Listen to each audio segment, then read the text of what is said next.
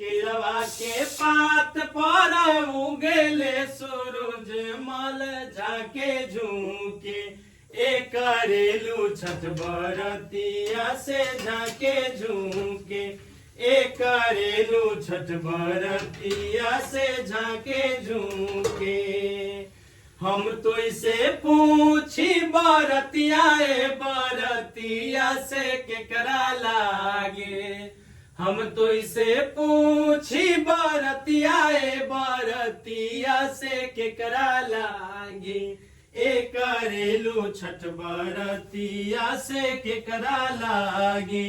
ए करेलू छठ बरतिया से केकरा लागे।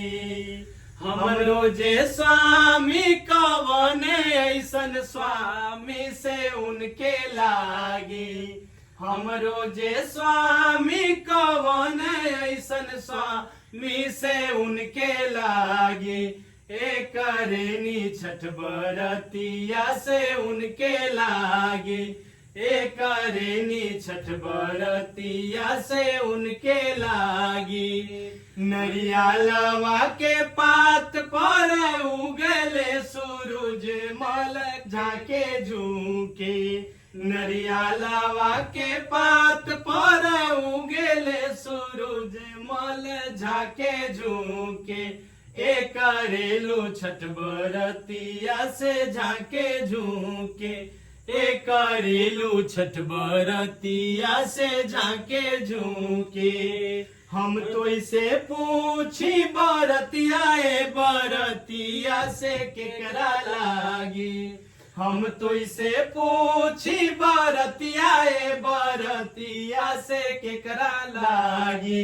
ए करेलू छठ बरतिया से केकरा लागे।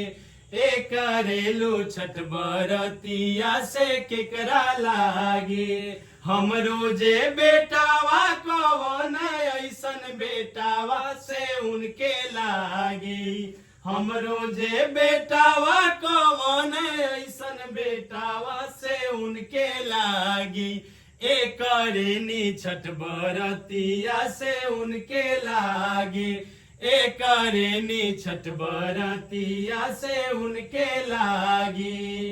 केलवा के पात पर उगले सूरज मल जाके झुके।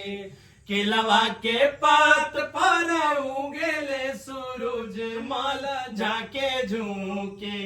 ए करेलू छठ बरतिया से जाके झुके। ए करेलू छठ बरतिया से जाके झुके। ए करेलू छठ बरतिया से जाके झुके। ए करेलू छठ बरतिया से जाके झुके। जय हो छठी माई।